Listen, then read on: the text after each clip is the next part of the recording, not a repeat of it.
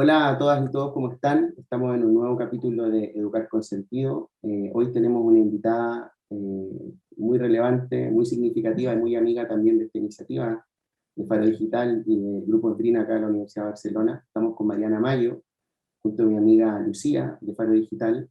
Vamos a tener la oportunidad de dialogar respecto a su última publicación, que se titula La educación en pandemia, Guía de sobrevivencia para docentes y familias. Un nombre muy interesante. Vamos a preguntar el origen de este nombre, ¿no? Sobre todo lo de la sobrevivencia, que ha sido una palabra tan importante este último año en todo ámbito, no solamente en ámbito de salud, sino en ámbito emocional, en ámbito educativo, en ámbito del sistema educativo en general. Así que, bueno, sin más, primero agradecer a Mariana por el espacio. No es un periodo fácil, y a la vez también, junto con saludarte, preguntarte cómo estás, cómo estás viviendo este tiempo. Nosotros hablamos hace casi un año, de hecho, tuvimos la oportunidad de hablar contigo y con Carlos Magro, y era simpático que justo cuando dialogábamos ahí, analizábamos lo que estábamos viviendo con esta pandemia, pensando que se acababa relativamente pronto, ¿no? Y mira, nos pilla ahora en abril, casi terminando abril, y en Argentina, que me decía Lucía recién, que estaban en una fase ya importante de segunda ola. Así que sin más te pregunto cómo estás y que me digas cómo estás viviendo todo este año tan particular. Hola Pablo, hola Lucía. Lo primero es saludarles y agradecerles muchísimo por este espacio. Para mí es un placer volver a estar aquí en Educar con Sentido y sobre todo con todo mi reconocimiento al trabajo que hacen tanto desde el Grupo Esbrina como desde Faro Digital. Muchas gracias por la invitación. Estoy preocupada porque, como decías, esta pandemia parecía que era un tema de semanas o de meses. Yo, que confío plenamente en los desarrollos de la ciencia, siempre dije, bueno, ya van a comprender de qué se trata, van a desarrollar las vacunas y en unos meses esto va a estar encaminado, por lo menos van a aparecer soluciones. Eso todavía dista de estar en el punto en el que esperábamos. La complejidad vital es enorme. Digo, me ha tocado contagiarme con todo lo que eso implica desde un punto de vista emocional y por supuesto respecto de la salud, y también ver el impacto de esta situación en la economía de los países, en el modo de trabajar y de vivir de nuestra gente, ver que hay desigualdades que se profundizan. Realmente yo soy una persona con una esperanza a prueba de todo, pero realmente este es un momento de profunda preocupación y creo que esta ola que en estos días cobra fuerza en nuestros países, en Latinoamérica, bueno, genera todavía muchísima preocupación. Sí, en lo que hablabas de la esperanza se nota en el libro, ¿no? A mí me gustó mucho leer el libro porque se refleja mucho tus formas, ¿no? Yo sentía como que te estaba escuchando porque se nota que sos vos, ¿no? Con la esperanza, el optimismo, proponiendo siempre. Y ahí nos gustaría preguntarte en ese sentido, ¿qué te motivó a hacer el libro, ¿no? A que el libro pueda estar al alcance de los docentes, las docentes, cuál era el objetivo, qué te llevó a hacerlo. A ver, lo primero, Lucía, es decir que el año pasado fue un año de mucha pregunta, de mucha inquietud, de mucha búsqueda en las comunidades de docentes. Y para quienes nos dedicamos hace tanto tiempo, como es mi caso, y mi cátedra en la Facultad de Filosofía y Letras de la Universidad de Buenos Aires, a la tecnología educativa y a la educación a distancia, hubo un nivel de demanda altísimo respecto de cómo nos pueden apoyar, qué ideas tienen, participen de estas conversaciones, súmense a nuestras reuniones de trabajo, lo cual yo lo vivo como un movimiento increíblemente potente, porque me parece que por primera vez en la historia empezamos a pensar la docencia como una acción colectiva, con todo lo que eso conlleva. Ahora bien, estar todos los días en este tipo de webinars, de charlas, de entrevistas, tenía su nivel de desafío. A veces, digo, era imposible responder a todo lo que nos planteaban.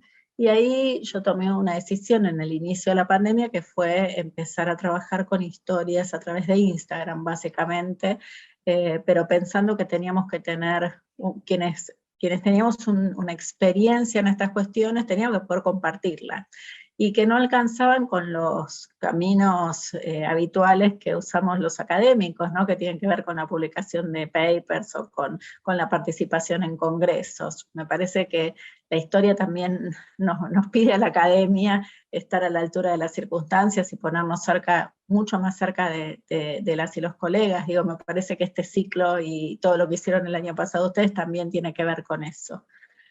Bueno, me di cuenta que se había abierto un canal tremendo a partir de esta propuesta de Instagram, miles de docentes con los que estaba interactuando, pero bueno, en un formato que es el formato de las historias, que es breve, que tiene como su rasgo de espontaneidad, y en todos esos diálogos había habido un montón de aprendizaje para mis colegas, y yo los tenía a través de ellos porque me los compartían. Entonces, bueno, cuando se acercaba el verano acá en Argentina y yo estaba agotada y decía, bueno, llega la hora de descansar, aunque tenga que estar encerrada, ahí mi editora en la editorial Paidós, Rosita Rottenberg, me dijo, Mariana, es hora de ponerse a escribir, sistematizar todo esto y hacer un libro que, a diferencia de los anteriores, tenga una búsqueda mucho más cercana a las y los docentes que están todos los días tratando de encontrar una salida a generar una práctica de la enseñanza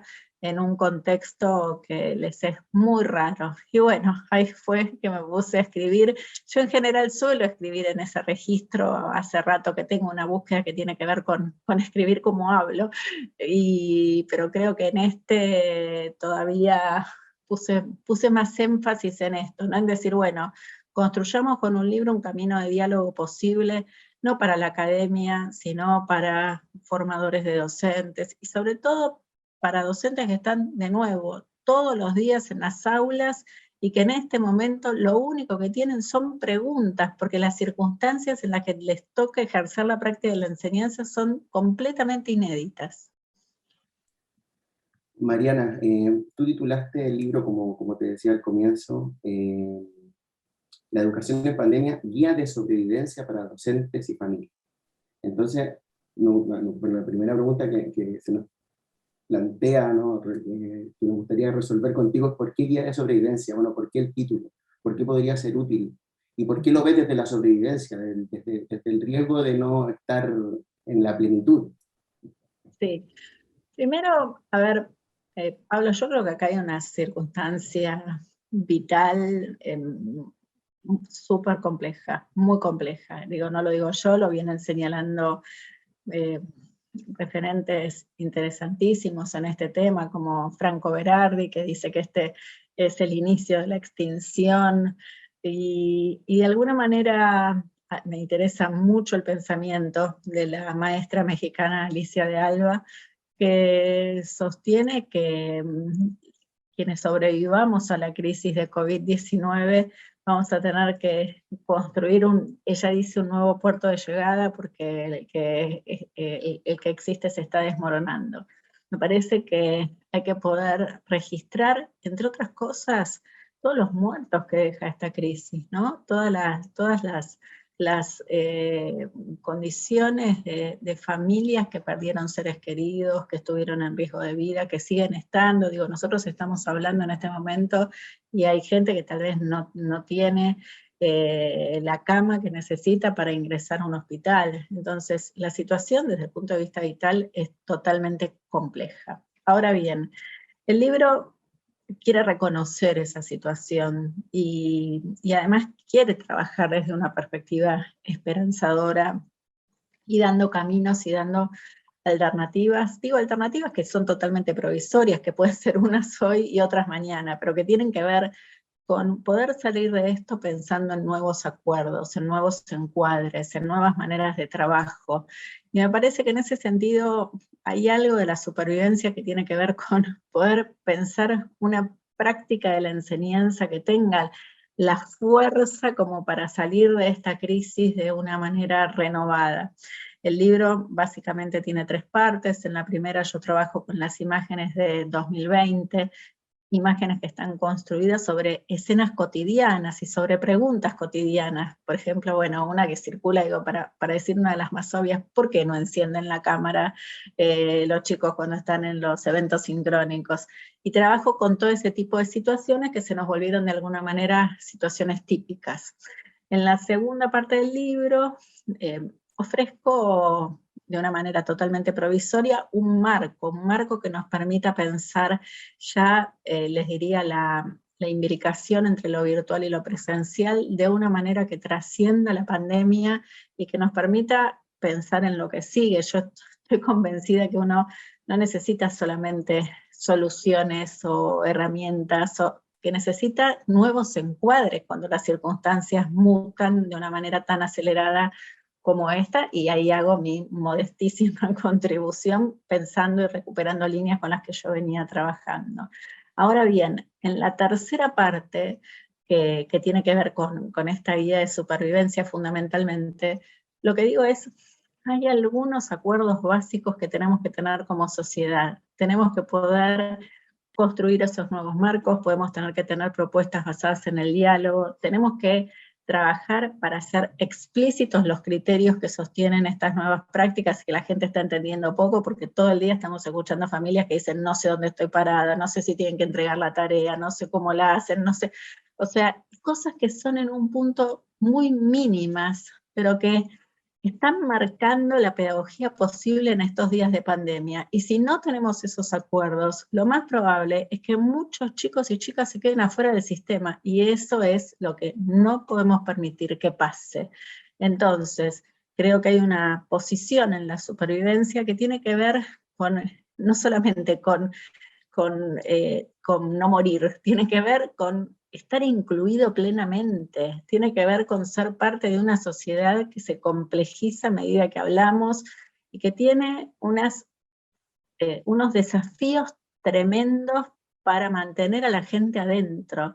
Entonces, me parece que la idea de supervivencia me daba como todas estas posibilidades semánticas. Totalmente. Y en eso que vos hablas de las estrategias, me parece que en marzo del 2020 hubo un freno de mano, ¿no? a nuestra vida cotidiana, tal cual la conocíamos, y eso freno de mano significó para un montón de sectores hacer lo que se podía, ¿no? Y sacar de la galera los recursos que íbamos pensando que se podían hacer. Creo que específicamente en el rol docente, desde ese momento vos marcabas mucho esta idea de no al revoleo, ¿no? Que lo vimos tanto en redes y que está presente también en el libro, y que tiene que ver con este primer momento de, bueno, de desesperación y de no tener estrategias. Pasó un año, pasó mucha agua bajo el puente, claramente, y hoy, por ejemplo, en Argentina y en muchos lugares de América Latina estamos ante un segundo momento de suspensión de clases presenciales, y me gustaría y nos gustaría saber tu opinión respecto de cómo evolucionó esto, ¿no? Si vos sentís que este año ayudó a evitar un poco este revoleo de documentos, de planificaciones, y en todo caso, ¿qué falta para que esto deje de suceder, no? Sí. Ahí, Lucía, yo, como bien lo marcás, para mí hubo un primer momento donde que en algún artículo lo definí como de conmoción, como cuando te dan un golpe y vos decís, no sé qué hacer, o sea, no sé cómo, no sabemos cómo seguir. Me parece que como sistema nos pasó eso. La idea de los edificios de las instituciones educativas cerradas estaba en nuestra peor pesadilla, pero nunca nadie pensó que eso iba a suceder. Entonces eso fue, para mi gusto, totalmente conmocionante. Y cuando la gente se empieza a preparar para encarar las prácticas de la enseñanza en esa situación de cierre abrupto, empieza a generar lo que puede, materiales básicamente, y entonces cuanto más materiales había en un punto más tranquilidad, porque básicamente la idea que está por detrás es los chicos y las chicas van a tener algo para hacer. Y es precario, ¿no? Precario hasta en el punto de que tuvieron tal vez muchísimas cosas para hacer que nunca nadie recuperó o que nunca nadie leyó. Entonces vos decís, es mejor que des una propuesta que sea acotada, pero que puedas retrabajarla, que puedas reconstruirla, que puedas devolverla, que puedas seguir trabajando con eso, en lugar de 70 actividades que nunca vas a saber si estuvieron hechas o no. Me parece que esa fue como la primera fase. Después viene una fase en la que cuando las condiciones lo permitían y las condiciones de acceso a tecnología y de conectividad en nuestra región siguen siendo muy complejas, se puso mucha carga, mucho énfasis en los eventos sincrónicos. Bueno, si se puede hacer una suerte de clase en línea, entonces ya nos quedamos tranquilos. Incluso por parte de la familia se empezó a ver una demanda altísima porque hubiera muchísimas horas de encuentros en línea, tratando de emular la presencialidad, cosa que es totalmente imposible y que además tiene escasísimo sentido. Y mucha no hay ningún comparación entre familias, ¿no? Mi hijo tiene tantas horas de Zoom, ay, ¿por qué un niño tiene 2? Y reclamar a la escuela. Es un educar sin sentido, prácticamente. Entonces, creo que esa fue como la segunda fase. Me parece que en los últimos meses del año 2020, y sobre todo pensando en el cansancio que tenían todas las partes involucradas, empezó a aparecer una suerte de balance, un comprender que tiene que haber algo que sean actividades de producción y algo que tiene algo de evento sincrónico, y si podemos ir a la escuela, hagamos de ese momento presencial un momento inolvidable. Me parece que ahí se empieza a armar como una suerte de nuevo balance que yo pensé que es el que iba a marcar este año. Y respecto de esto, lo que más me interesa subrayar es que creo que la hipótesis con la que tenemos que trabajar es la de intermitencia. A ver, en el libro planteo y propongo que tenemos que pensar al mismo tiempo la presencialidad y la virtualidad, digo, más allá de la pandemia. Pero en el contexto de pandemia, creo que hay una hipótesis importante, que es la de intermitencia. Existe la chance de que tengamos clases presenciales, pero también existe la chance de que se suspendan porque las condiciones sanitarias así lo exigen. Y vos tenés que tener una propuesta blindada, una propuesta que pueda sobrevivir a esas circunstancias, donde aparezca algo que sostiene la vida escolar, que tiene que ver con la producción, que tiene que ver con la posibilidad de hacer actividades, ojalá de hacerlas en colaboración, y hay momentos de encuentro que pueden ser presenciales o pueden ser virtuales, pero que nos permiten recomponer lo que se está haciendo, entenderlo, preguntarnos, hacerlo explícito, darlo a conocer, revisarlo. Entonces, los encuentros van ganando como su propia entidad. Entonces, frente a esta coyuntura tan rara que hay en este momento en la Argentina, donde hay muchísima incertidumbre respecto a si las escuelas están abiertas o cerradas, creo que lo más importante para mí en términos del aprendizaje que tuvimos es que podamos tener propuestas que funcionan de todas maneras, propuestas que son honestas, que están bien estructuradas, que están balanceadas, y que si la escuela está abierta se pueden implementar, y si ese día porque se cierra la burbuja o porque hay un contagio o lo que fuera, igual permiten que los chicos y las chicas puedan hacer su proceso de aprendizaje desde las casas. Me parece que ese tiene que ser un aprendizaje que hayamos hecho en este año, y que además creo que tenemos que defenderlo como aprendizaje, creo que tenemos que mostrar lo que fuimos capaces de aprender y cómo estamos preparados de una manera diferente a la del año pasado. Sí, Mariana, yo un poco en la línea de lo que conversabas recién con Lucía, que me parece súper interesante, y también una idea que tú, recuerdo que mencionaste en la entrevista que tuvimos el año pasado de Barico sobre esta doble fuerza motriz física virtual en que nos situábamos en este espacio de pandemia. Y también conectando con lo que ha pasado, por ejemplo, acá en España, en el Estado español, que esa también tensión que ha habido, por ejemplo, entre la escuela pública y la concertada, la privada, respecto a que en la privada, por ejemplo, y en la concertada se hacían un montón de innovaciones. Hubo hasta una escuela que envió un satélite, imagínate, durante toda esta pandemia, ¿no? Lo que pensaba un poco el potencial y la capacidad de lo público, ¿no? Como un espacio donde sí hubo esto que denomina Cristóbal Cobo, que es la herencia analógica. O sea, la mayoría de las escuelas se enfrentaron con el COVID a esta herencia analógica que arrastraban. Por tanto, pasa un poco lo que tú acabas de escribir y lo que planteabas en el libro, que lo que vino como inercia a hacer fue hacer las mismas horas virtualmente del contenido y la forma que se hacían en la presencialidad.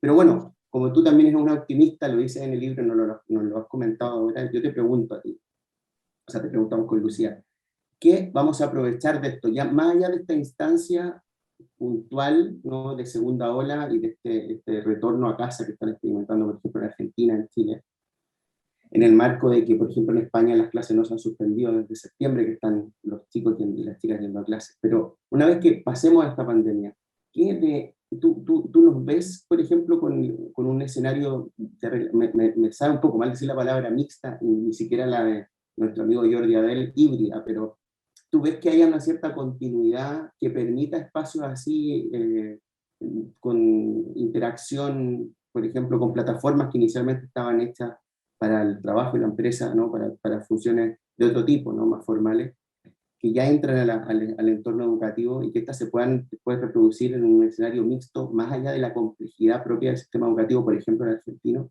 ¿Crees que más allá de las competencias que los estudiantes y los profesores hayan asimilado en esta capacitación forzosa, como dijo Cristóbal Suárez, que ha sido esta pandemia, como nos dijo una vez, crees que sea viable, por ejemplo, que mucho de esto que se ha asimilado se pueda reproducir? ¿Qué sugerirías tú, por ejemplo, para que esto pudiese ser también posible? A ver, yo creo que la pandemia nos deja un tremendo aprendizaje que, no, o sea, bastante obvio, pero no menor, y es que no es tan difícil usar las plataformas tecnológicas, entre otras cosas, porque tienen unas interfaces que en las últimas décadas se desarrollaron de manera que fueran totalmente amigables. Y esto lo tenemos registrado en nuestras investigaciones, hablando con muchísimos docentes que dijeron, bueno, la escuela tenía una plataforma y yo no me animaba a usarla, pero la realidad es que ahora que no me quedó más remedio que usarla, y me ayudaron un poco y en 2 días ya entendí cómo era. Entonces, yo acá pongo una frase que define la situación, no es una categoría pedagógica, que dice, tan difícil no era. Eso por un lado.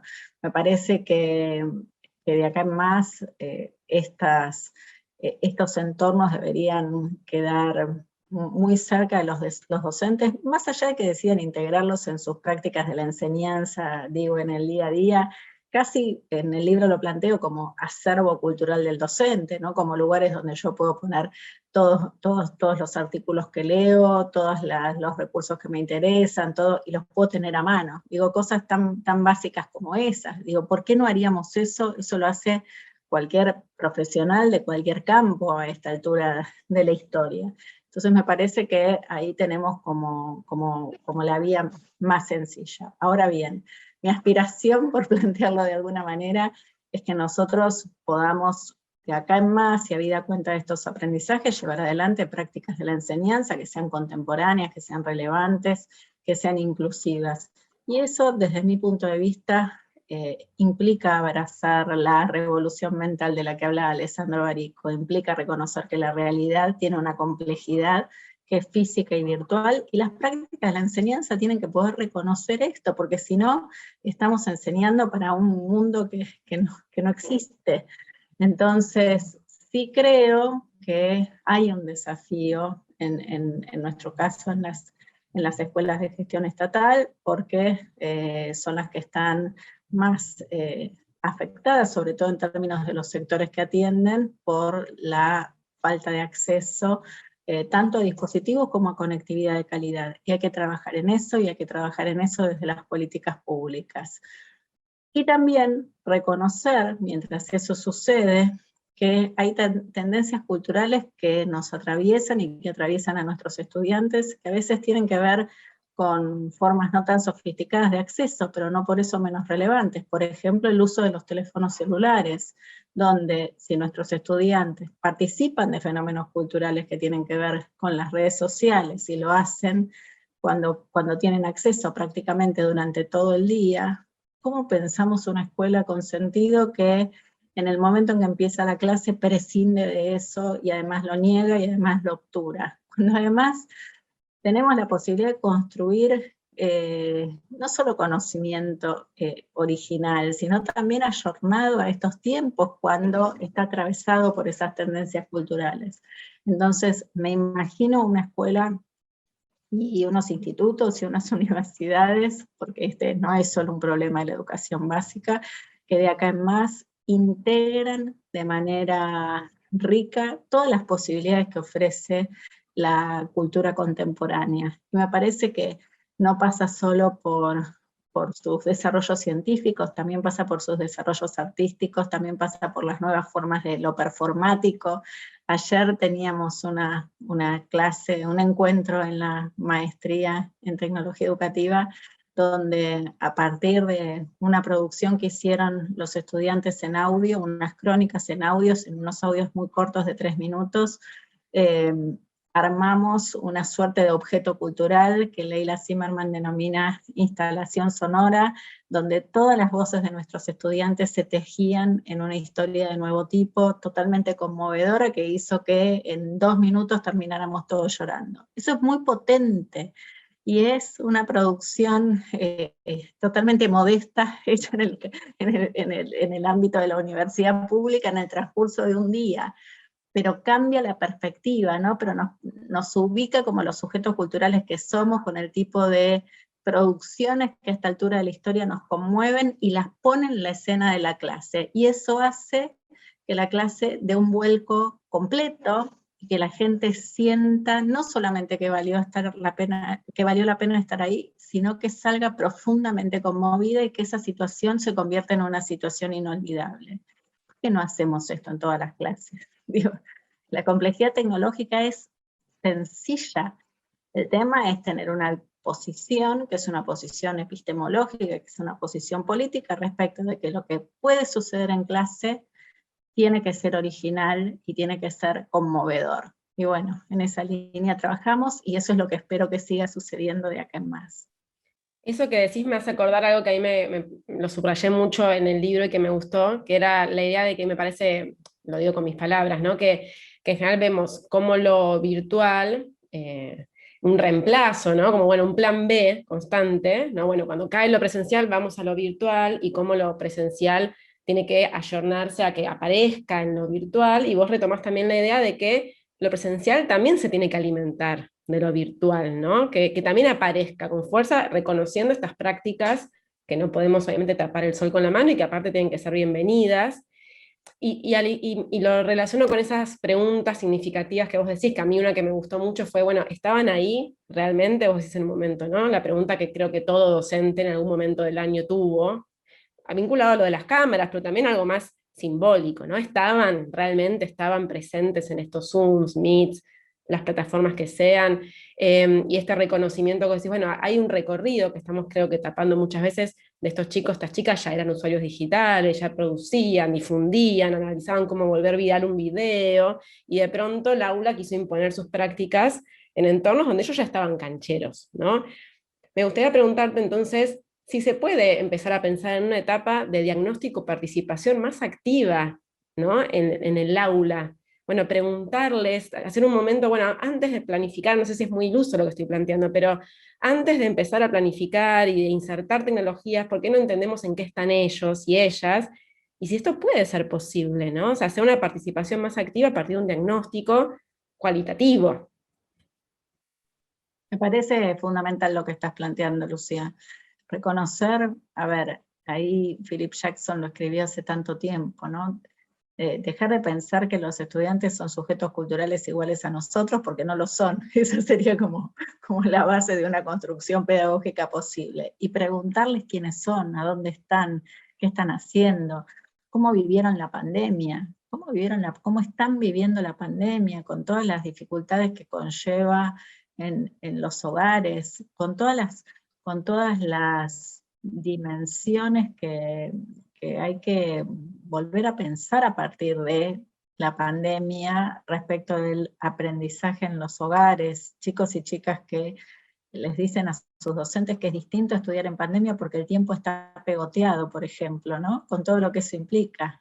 No puede distinguir adentro del hogar su tiempo de estudio, de su tiempo de almuerzo, del tiempo de recreación de sus hermanos. Me parece que acá hay... Y eso lo tenemos que entender también, y tenemos que poder generar prácticas que sean respetuosas de eso, que sean amorosas, en el sentido de comprender eso y trabajar con eso. Ahora bien, acerca de las tendencias culturales de los que participan, definitivamente. Me parece que ahí lo que pasa es que cuando como docentes vamos y preguntamos, no encontramos lo que nos gustaría. Y además, esos fenómenos de los que los estudiantes participan nos resultan bastante lejanos y bastante ajenos. Yo siempre digo, bueno, la única manera de comprenderlos es vivirlos. No te gusta TikTok. Y bueno, pero vas a tener que estar haciendo la experiencia, por lo menos de mirar lo que sucede, de reconocer ahí a tus estudiantes, de darle las chances que construyan ahí, de sorprenderte con las cosas que hacen. Y me parece que ese es un camino posible a la construcción de vínculos en este momento. Ahora, puede ser mucho más básico, Lucía, ¿no? Si uno abre las cámaras en un encuentro sincrónico y empieza a explicar un tema y no pregunta, che, ¿qué tal, cómo están? O sea, también se vuelve muy difícil sostener el vínculo pedagógico. Nosotros estamos haciendo un ejercicio en el último año súper básico, que consiste en decir, hagamos el encuentro sincrónico lo más corto posible, digo, nuestras clases en la universidad duran 8 horas, y estamos haciendo eventos sincrónicos que a lo sumo tratamos de que no duren más que una. Pero cuando termina decimos, si alguien quiere quedarse, quédese, y nos quedamos charlando, como si fuera nuestro pasillo, ¿no? Eso de alguna manera emula nuestra idea de pasillo, que es tan cara en la universidad, tan importante. Y los estudiantes se quedan y nos cuentan cómo están, y nos hacen preguntas que no hicieron, y comparten alguna experiencia. Estamos todo el tiempo en este momento puestos con el ojo en decir, cuéntenos su crónica de la pandemia, cuenten cómo le están pasando, hagan con esto un relato, elijan imágenes que den cuenta de cómo están, de cómo atravesaron el año, y prácticamente que nuestras primeras semanas de cursos las estamos dedicando a eso. Pero en ese ejercicio emerge un colectivo que puede educarse, y que se reconoce en términos de subjetividad, y que construye un vínculo potente, y que puede construir sobre la base de nuevo, de una situación amorosa en un contexto que es totalmente hostil. Digo, hay mucho más que las tendencias culturales, en todo caso ese era el punto, ¿no? Y tiene que ver con lo profundo, el profundo sentido de lo humano y de poder educarse en el medio de una crisis vital horrenda. Mariana, una pregunta breve, o sea, dos preguntas, pero una primera breve, para profundizar la idea que acabas de decir. ¿Has encontrado tú en la propia experiencia de docencia virtual un espacio también de desahogo de la comunidad estudiante y de cercanía entre el profesorado y el estudiantado, como no existía antes, por ejemplo? Digo porque, de fondo, tú estás en un espacio en la universidad con tecnologías digitales, pero siempre les has dado tú un toque muy humano, ¿no? A esta relación tecnología, individualidad, pero persona, comunidad, ¿no? Entonces, no sé si esto se ha acentuado. ¿Tú has percibido esta necesidad de que el estudiantado en estos espacios la vea aprovechado de explayarse, de sincerarse, y quizás ahí también se han generado ciertos saberes que de otra manera, quizás por los mismos esquemas que tú planteas, por ejemplo, en tu libro, que a lo mejor las plataformas tienden a implementarse reproduciendo patrones de enseñanza tradicionales, a lo mejor las estamos resignificando en esta pandemia? A ver, Pablo, nosotros tratamos de tener abiertos todos los canales de comunicación. En general lo hemos hecho, ¿no? Digo, cuando solo había correo electrónico, les decíamos, cuando solo había teléfono, les decíamos, teléfono de línea, les decíamos a nuestros estudiantes, acá tienen mi teléfono, me pueden llamar en cualquier momento, después acá tienen mi correo electrónico, hoy nos encuentran en todas las redes, pero estamos abriendo canales para que nuestros estudiantes puedan alcanzarnos en cualquier momento de la semana, y teniendo las líneas abiertas y teniendo un ojo muy puesto en lo que está pasando. En una clase esta semana, un estudiante dijo que una de las dimensiones que teníamos que poder trabajar e incorporar en los debates acerca de la tecnología educativa tenía que ver con la angustia. Y lo dijo con mucha fuerza. por supuesto, terminó la reunión y uno de los docentes dijo, hay que ir a ver qué pasa, hay que ir a hablar. No importa que lo haya planteado como una dimensión de análisis, tenemos que saber si está bien. Y entonces va y se ocupa de saber si nuestro estudiante está bien. Me parece que la angustia o que el miedo o que no vienen así como en una cosa de despliegue donde los estudiantes paran la clase para decir que están angustiados. Me parece que esos canales hay que abrirlos, creo que hay que trabajar con eso, y sí creo que adentro de los encuentros sincrónicos fundamentalmente hay que dejar momentos para hablar de cómo estamos, de qué necesitamos, de si nos pasó algo, y de nuevo, pueden ser momentos mínimos, pero hay que darle lugar, hay que poder poner.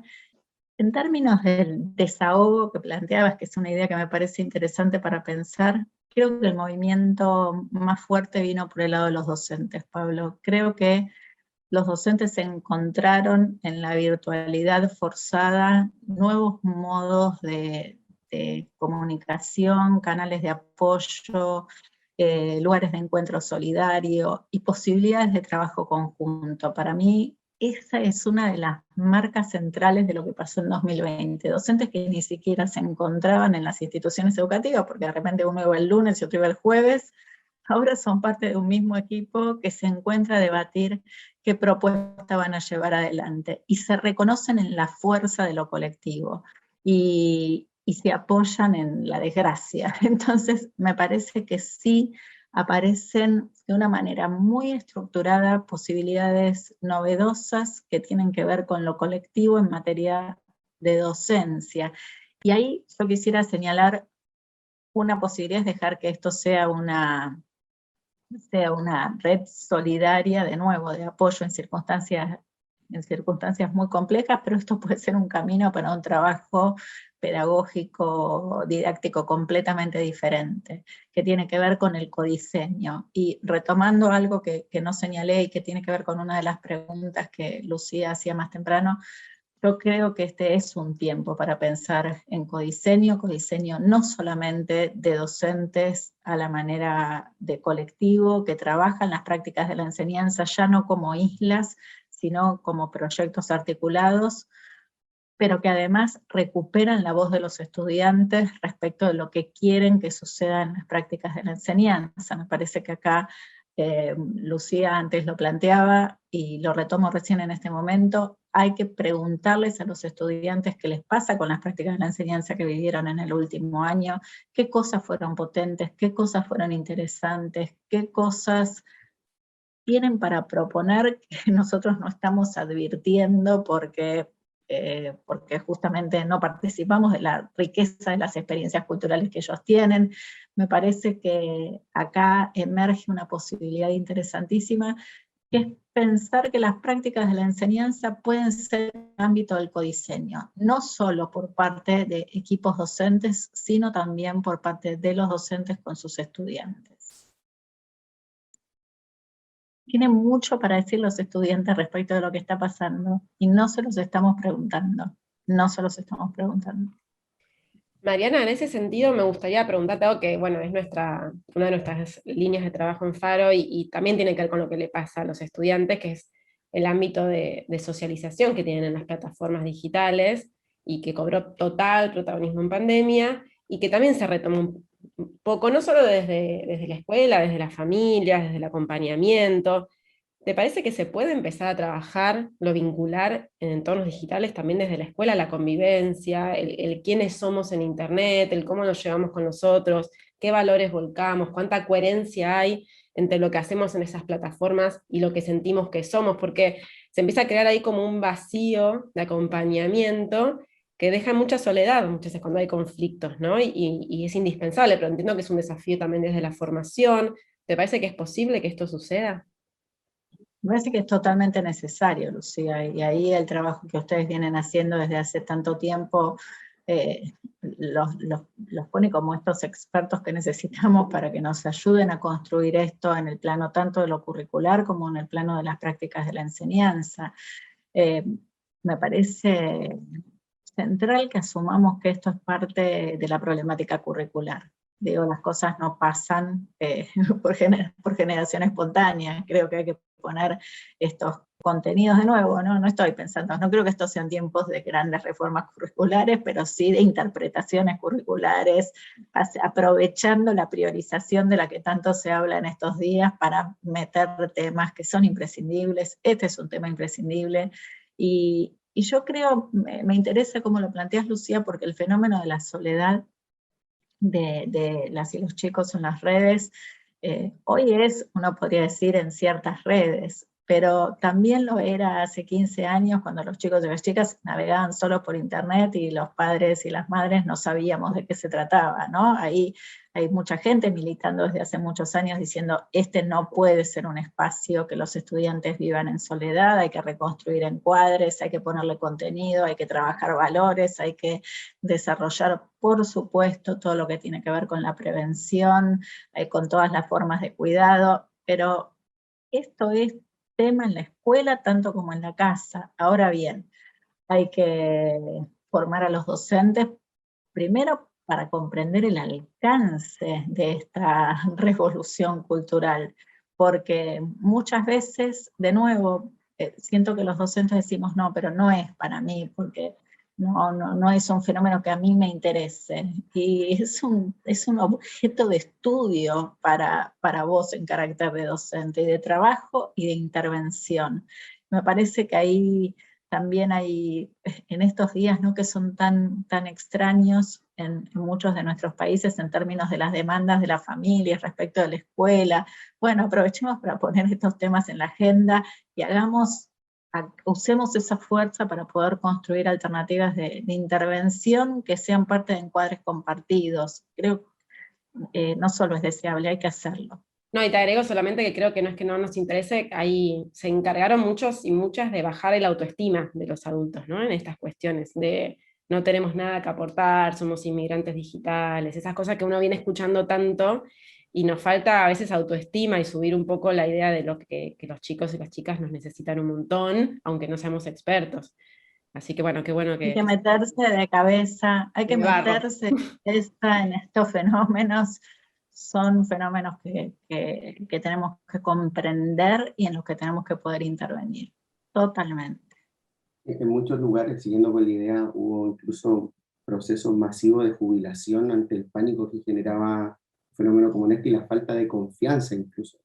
Afortunadamente aquí hubo un momento en que eso se paró y se trató de fortalecer un poco esa autoestima y reconocer que esto no era una lección que pudiese dar nadie, más allá de que evidentemente trabajamos con estudiantes que tienen competencias digitales que en vez de ser una amenaza son una oportunidad para que la experiencia en sí sea en conjunto. Y justamente por eso, una de mis últimas preguntas, a pesar que después quiero hacer tu comentario para despedir, pero por mi parte, me quería despedir con este concepto que trabaja en tu libro, pero que siempre te estamos escuchando. Me acuerdo cuando viniste a dar acá en 2016 a Barcelona a una conferencia y hablabas de eso, y me pareció súper interesante porque está en una línea muy transformadora también, pero claro, ahora plantearlo justamente cuando vivimos esta experiencia del COVID tan transformadora, pero sin certeza, con tanta incertidumbre, ¿no? Porque en el fondo estamos saliendo del paso de un proyecto que no sabemos si continuará, como decía Bauman, que es esta idea de la contrahegemonía. O sea, por un lado tú decías que,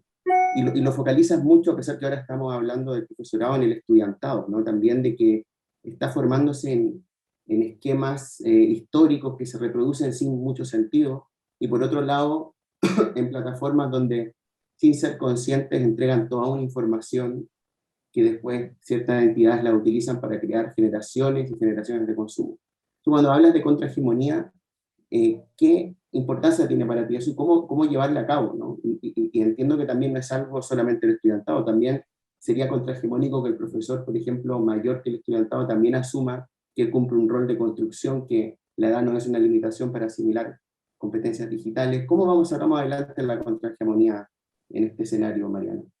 Sí, lo primero ahí decir que es una idea que tomamos en su momento de Nika Snirsek en Capitalismo de Plataformas. Digo que eso aparece muy en el final del libro, pero que nos pareció un aporte tan interesante. Creo que hay una una clave que en Argentina y en gran parte de los países de la región se viene militando desde hace tiempo, que tiene que ver también con algo curricular, que es poder no solamente decir, sino sostener la enseñanza de ciencias de la computación en todos los niveles del sistema educativo. Me parece que necesitamos comprensiones muy profundas de los desarrollos de la tecnología, y me parece que como en todos los ámbitos, no solamente en el campo de las ciencias de la computación, sino también en todos los campos disciplinares, necesitamos poder comprender que este es un momento donde poder pensar que nuestras instituciones educativas construyen conocimiento original, y un conocimiento original que tiene otra idea de derecho, que está orientado por la justicia, que es profundamente antipatriarcal, que es inclusivo. Me parece que esto recorre como todos los planos que tenemos que mirar a la hora de pensar en posiciones epistemológicas y conceptuales. Me parece que la escuela, pero genéricamente hablando, todos los niveles del sistema, tienen que poder mirar en un mundo cuyos modelos claramente están agotados y donde las soluciones que necesitamos para la supervivencia no aparecen, en la formación, en la construcción de nuevas habilidades, de nuevas categorías teóricas, de nuevos tipos de intervención. Creo que eso es posible hacerlo desde muy tempranamente en las escuelas. Yo tomo en el libro la idea de horizontes de transformación, ¿no? Como el punto de partida para pensar en una propuesta pedagógica distinta. Vamos a tener a los chicos acá 10, 12, 15 años, 20 años. ¿Qué vamos a construir con ellos que sea distinto, que haga que este mundo sea un mundo mejor? Y me parece que esa idea ya es contrahegemónica, ¿no? Porque la realidad es que insistir en la transmisión de contenidos que nos traen a este lugar tan horrible en el que estamos, parece que hay que entender qué de la historia hay que enseñar, y todo lo demás lo tenemos que poder construir. Y el ámbito de construcción es nuestro sistema educativo. Me parece que ya esa es una idea contrahegemónica, y tiene que ver con tensar lo que existe y poder transformarlo y poder intervenir en la realidad para cambiarla. Yo he visto hacer esto en escuelas con niños así pequeñitos, donde generaron condiciones de vida mejores para sus comunidades. Bueno, para mí hay que empezar a pensar eso en términos de un movimiento. Bueno, Mariana, por mi parte, la verdad es que me encanta siempre escucharte, en este caso me encantó leerte, y sobre todo esto que te decía, y que veo que fue un propósito, ¿no? Que yo sentía que estaba ahí tu tono, tu mirada, y creo que es un libro que en lo particular reconforta mucho en medio de este momento de tanta angustia, poder pensar salidas concretas, sencillas en el sentido de poder transmitirlas con sencillez, con posibilidad de volverlas reales, así que te agradezco que hayas tomado el tiempo y el trabajo en medio de este año, que sé que fue súper intenso, haberte tomado el tiempo de esta colaboración con la comunidad educativa y con las familias también, y recomiendo mucho el libro. Me parece que es súper interesante poder escucharte y leerte, haciendo este esfuerzo que se logra de volver llano conceptos que tienen mucho trabajo y mucho estudio, y que muchas veces necesitamos esta traducción y volverlo sencillo. Así que muchísimas gracias por el libro y por este tiempo de reflexiones, y ojalá que nos volvamos a encontrar pronto para seguir pensando con un escenario mejor. Yo leía el libro y pensaba qué poco posibilidad de planificar tenemos cuando vos planteabas los escenarios a futuro de posible vuelta a clases, ¿no? Y dices, bueno, si volvemos todos los días, quiere decir que quizás la pandemia va mejor, y yo decía, qué locura que estamos acá hace poco volviendo todos los días y la pandemia no está mejor. Pero bueno, en esa estamos, ¿no? Intentando hacer predecible un momento tan poco predecible, y eso a todos creo que nos angustia, así que muchas gracias por el tiempo y por el trabajo dedicado a este momento tan importante. Yo quiero decirles esto a los dos: ojalá todas las entrevistas fueran así, hechas por gente tan querida y tan respetada y tan admirada. Para mí es un gusto enorme encontrarme acá con ustedes, espero verlos pronto presencialmente, y sobre todo les agradezco la posibilidad de compartir estas ideas y de esta ayuda que me dan para dar a conocer el libro. Estoy muy, muy, muy agradecida, y estoy muy agradecida por este diálogo que tenemos a lo largo de los años. Mariana, yo simplemente para cerrar, te agradezco siempre estar ahí y también me remito a lo que dijo Lucía, gracias por hacernos el favor de hacer este trabajo tremendo que hiciste el curso pasado, esta propuesta para darnos un poco más de seguridad en nuestra propia experiencia docente y también a quienes estamos formando docentes del futuro, que no tengas duda que le haremos llegar tu trabajo. Muchas gracias. Gracias. Estés bien vos y los tuyos. Gracias igualmente para ustedes.